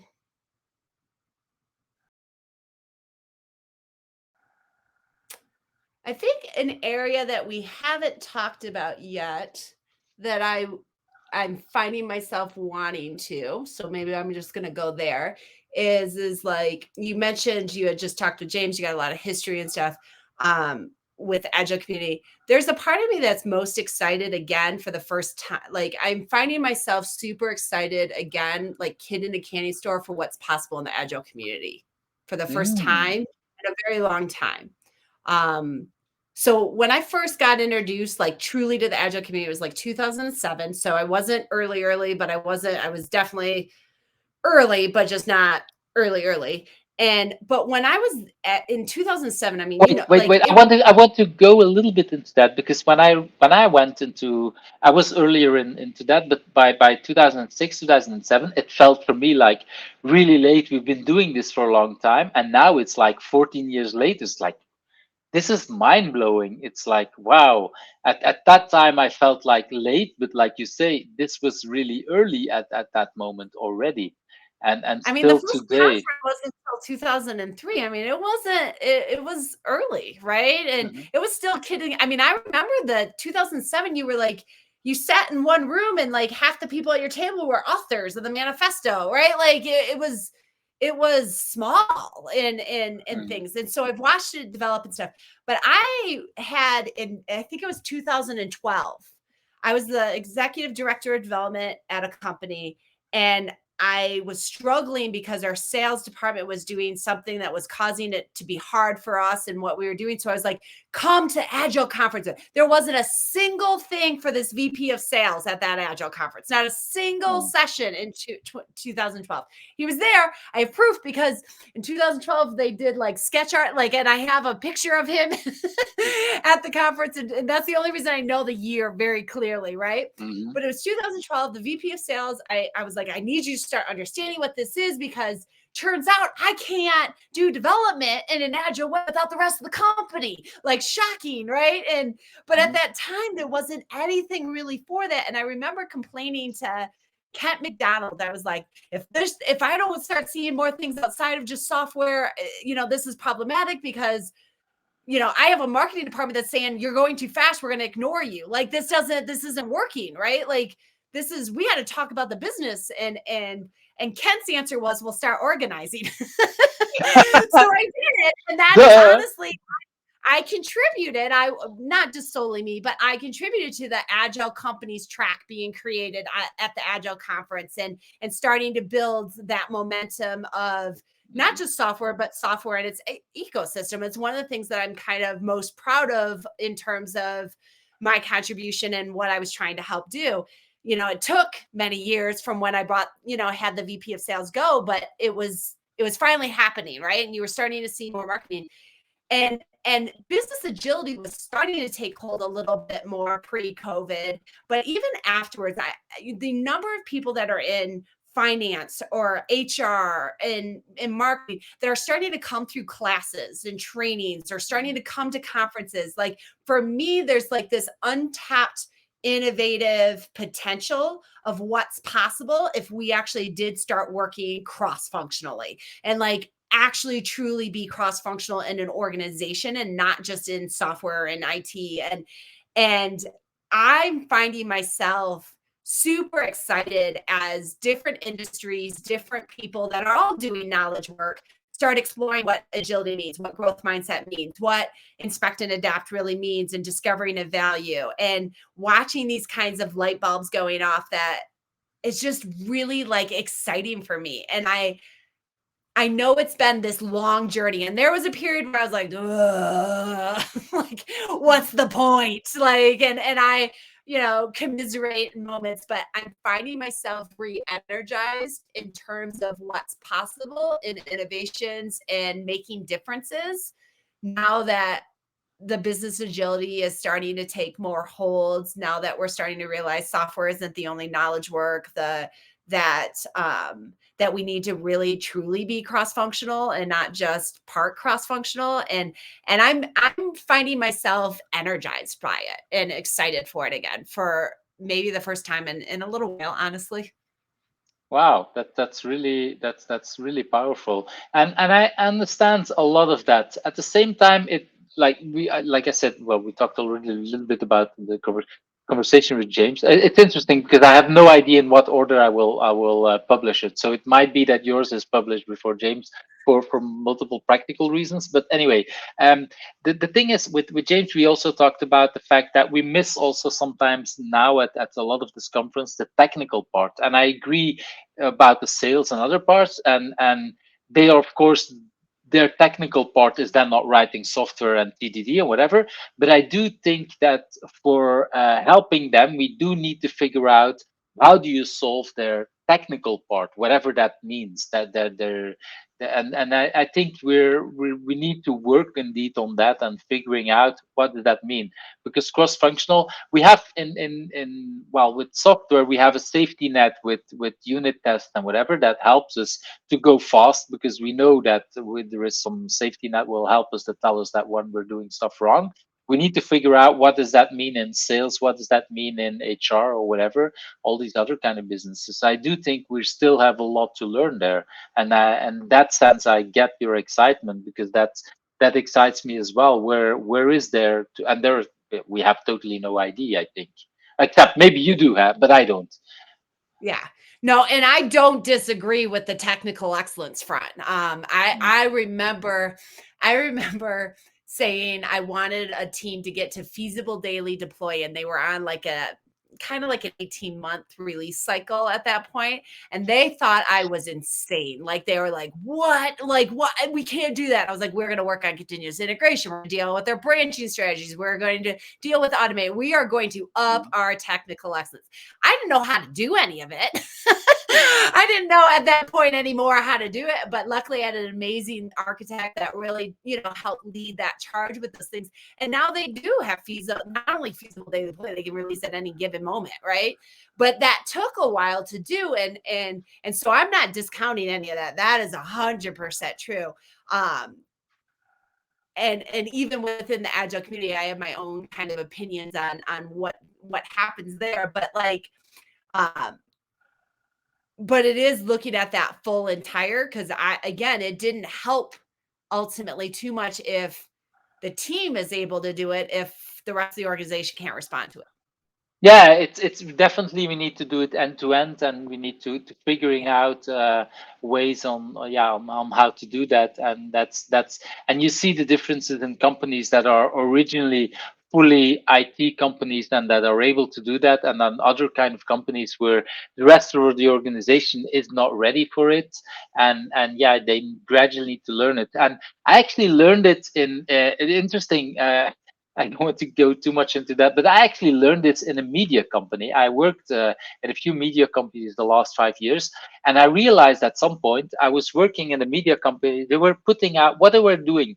Basically, they were putting out a newspaper every day. So if there is one company that business-wise understands the idea of delivering every day, it's a news company, because they actually they and even with the internet it's even worse. So there's somebody dies, so they put on the website x person x died, later more, and then they add, and then so they push it, because of course they want to be the first to push it out to the world that this person has died. And then by the time it's published on their website, somebody is already writing 5 lines, and then they push it back, and gradually they see, oh, this is actually the thing that is top number news on our website. So that's the information that they need to say that will be the top thing on our first page of our newspaper. So that's how they deal with it. They use that data to say this is the top thing for putting on our newspaper. And on top of that, they also know very well as a business that whatever you do tomorrow, there needs to be a newspaper. It doesn't matter what, we need to have a newspaper and we need to have it. And so that company that I'm thinking of, they only had it once where there was no newspaper because of printing, and then they published actually a written newspaper. So people were actually writing it, and I wasn't there, but it's a story about 10 years ago. But that they actually published a newspaper all handwritten because whatever their computers were not ready or whatever. So because they had to deliver newspaper, and they did, even without computers or whatever, what that problem at the time, because at the core of their business, they deliver every day. Every and day. and uh, and that's actually there's other problems, and there are other problems about working agile in that kind of companies, of course, like there's always are. But that part of agile they completely understood, because yeah, that was at their core when they created, long before agile was invented, because they had to deliver each and every day. And so that means, for example, if one of the nicest examples I heard is that they had a newspaper, and the Belgian football team was playing, and so that was at the World Cup or whatever, and they were playing very late in the evening, so they literally didn't know if they would make it, if they would win or not win, and their deadline for creating that paper was past the moment that the Belgian team would have finished. So they basically created two front pages: one front page with they won, and one front page with they lost. They didn't put a score; they just said they won. They put, and they printed both of them. Um, and because that printing had to start already, and then when everything was finished at the end, and at that time the match was over already, they could just put that article, and so they could actually put the full newspaper in the correct front page. So they just threw away, so they created double the number of front pages, one for the winning and one for, and the article was kind of written in a generic way. They won. Of course, they written it halfway through the game, so they could already say some things about the game. It's not that they written the article a day before. It was literally written while the game was going on.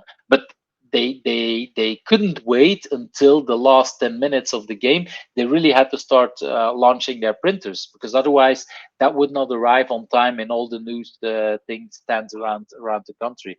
And I was really blown away when I heard that story. It's like, wow, okay. And that's a very expensive cost, because you have to double the number of front pages. You have to just create it and throw it away. But the cost of not delivering their newspaper with that core article, the Belgian team has won or has lost, was so important that they said, this is a business decision. We create two front pages.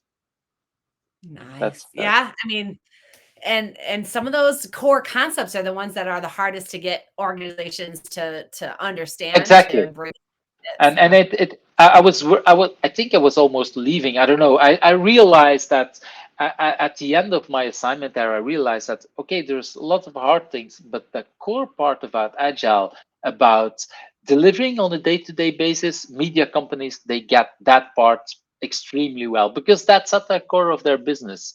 And it doesn't matter if they're newspaper or if they're creating news or whatever. That at that part, the every day they entire deliver.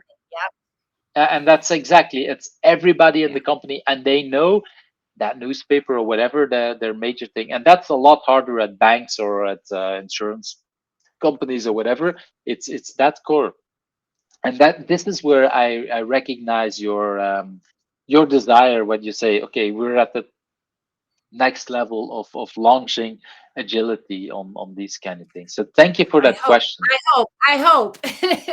Well, it doesn't matter what will happen. We learn again a lot of things. Yep. And of course, it won't happen the way you or me think or anybody else thinks. That's again about that 5 or 10 year plans. That's definitely not possible. No, But there is definitely going to change some stuff about that. nowhere was pandemic on my list of how it was going to help transform. No, and it changed a lot of things for remote work, like we discussed with your book, for a lot of other things. And that's the interesting part. For some people, pandemic was it's interesting when you listen and read about pandemics. It's like you knew the people thinking about pandemic, they know it's going to happen, they just don't know when, and that's the kind of thing. Okay, let's Yeah. move to that last question. That Oh my who do God, you it's the think I last should? question already? Yes, Okay. who do you think I should ask next? Well, I've tried to highlight a number of people because again, I like to honor the people that have helped me along the way. Well, But we already talked about a lot of making the people. assumption you know all of those individuals. So somebody that I have found making huge, just impacts and impacts in ways that I find are inviting and humorous and collaborative. His name is Christopher Richardson. And I've got to meet him first at he goes by CP, so I might say CP occasionally. I got to meet him during the racial inequity series that Agile Alliance was doing over the summer of 2020. And he was somebody that was super involved, super active, and would always kind of stay on afterwards and we chit chat and things like that. And I got to, because during the events, I was helping organize and facilitate. So I didn't actually always get to engage in the conversation. So I really appreciated the after conversations because in some ways I got to participate in those for the first time as if in the things. And then he went on to co-found with others Agile Color. And they have been doing a lot of things to try and highlight underrepresented speaking opportunities, training opportunities. Like I often, offer up a discount specifically for his membership to attend something of mine, right? But I'm calling out him even more in this way because it was really, I had met him fully virtual, right? Remote and everything. His energy, his passion, just off the charts. He spoke at Agile Virtual Summit. He was humorous with great topics. He came at it from a unique angle. Like it was just wonderful, right? But the coolest thing that I got to watch and see is at the conference, Agile Alliance's 2022 conference. First of all, I did visibly notice a diversity increase, and it was wonderful to see. And I'm not associating that just to CP. I mean, there was many things involved, stuff Sally's doing. So like many people are involved in many different ways, making active ways to be more inclusive and engagement. But I don't think there was a moment that I didn't see CP someplace talking with somebody, engaging with somebody, like learning from something, like using every opportunity he could to lift people, to engage, to connect. And it reminded me of like the spirit of one of the things that I like. If I could have bottled up sometimes what agile means to me as like a persona, CP was walking around that conference with that, like that was the persona that the passion, the energy, the excitement, the willingness to tackle any challenge, to have the hard conversations, but to do it with like ease and also courage, right? I'm a fan. I'm a fan. Wow, that's yeah, one of the nicest publications or nicest, how would I say, publicity. That's the word I was looking for a person to come on the show. So that thank you for that.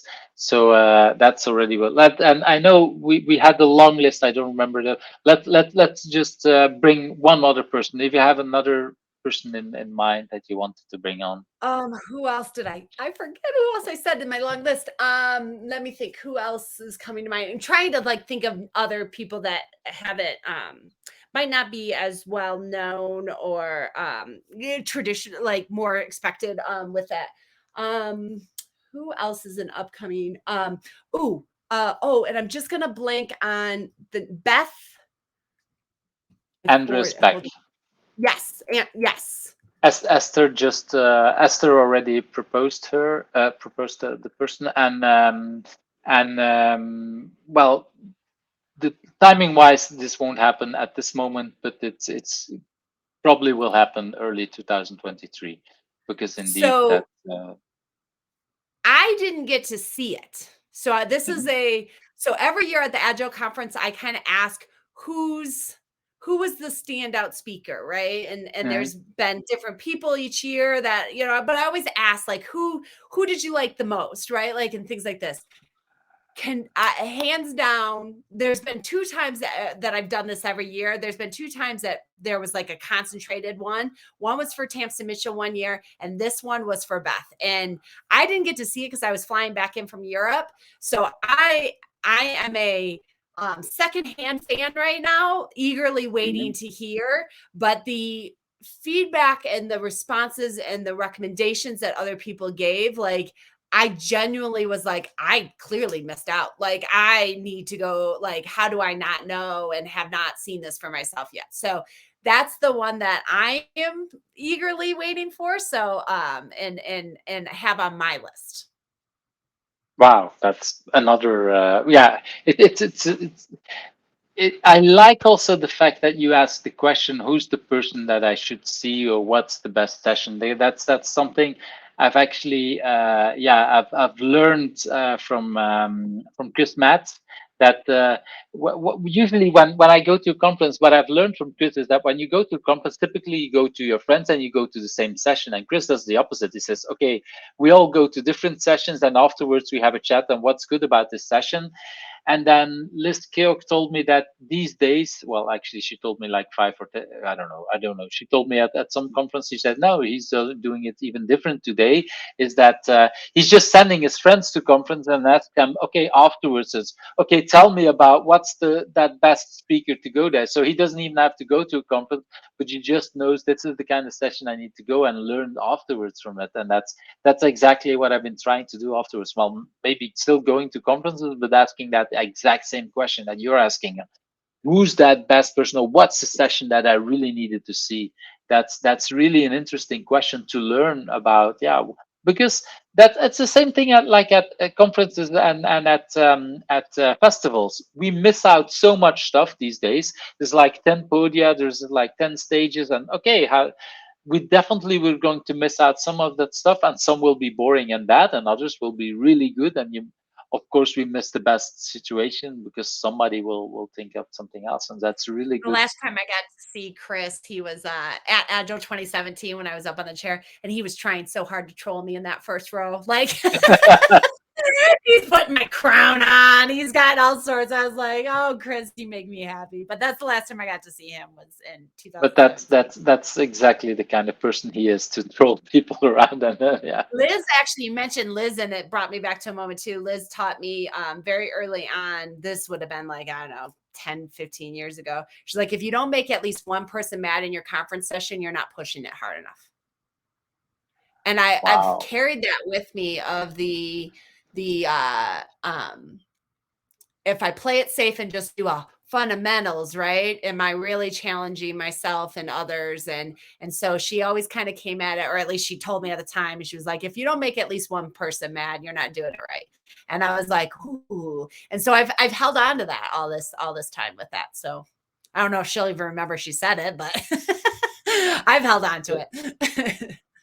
It brings shivers down my spine because for multiple reasons. One, I love the statement, and it reminds me a little bit of what you said earlier on about you can't make everybody happy. But at the same time, there was a moment that I asked for feedback on a session that I was working with, and that she actually, I don't know if she was mad because she basically said it in a very nice way, but I was using some words that are definitely not good. So she was not happy, but about some of the things that I was saying, and so that really it always felt like, yeah, I screwed up, and I was really happy with the feedback, but at the same time, I'm really happy that she gave that. So in a sense, it makes me feel even better about that, because that one person that at least that made me mad was Liz at that moment. I'm not going to go into detail, but I'm pretty sure she knows what I'm talking about. And that's okay, because I've learned a lot of it. And then in that sense, it was not about pissing someone off and that needed to learn, but this was me that I needed to learn by getting that feedback. Okay, we're up on time. Before we go, I want to see if if what's the best way for people to reach out to you? What do you want if people want to reach out to you? What's a good way for doing that? The easiest way to reach me is LinkedIn, honestly, or And that email should be the directly. But my link. LinkedIn, That should be the link. yeah, the LinkedIn. I mean, technically, I have a Twitter account, but I'm not. The only time I'm ever even closely remotely active on Twitter is at a conference, and even then, I wasn't very much this summer. So LinkedIn is definitely the best. That's the place where I go live once a month and whatnot.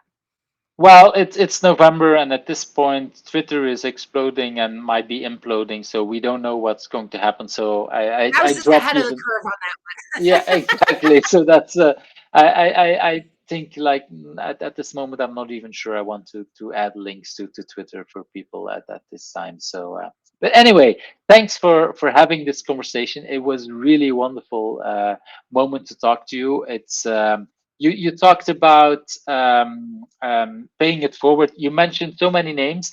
I tried to write down at some point, but I gave up. So we'll definitely have to have a list, and this is one of the things I need to listen back to each and every minute of this conversation to write down all the people and the names you mentioned. And so you're really good at paying forward and reminding the people that help you brought up where you are, which is actually showing you're doing what you said you want to do. So that's really wonderful. Well, and to be fair, this full round circle, you're one of those people too. Like your influence on me and your contributions, I'm a better leader because of you as well.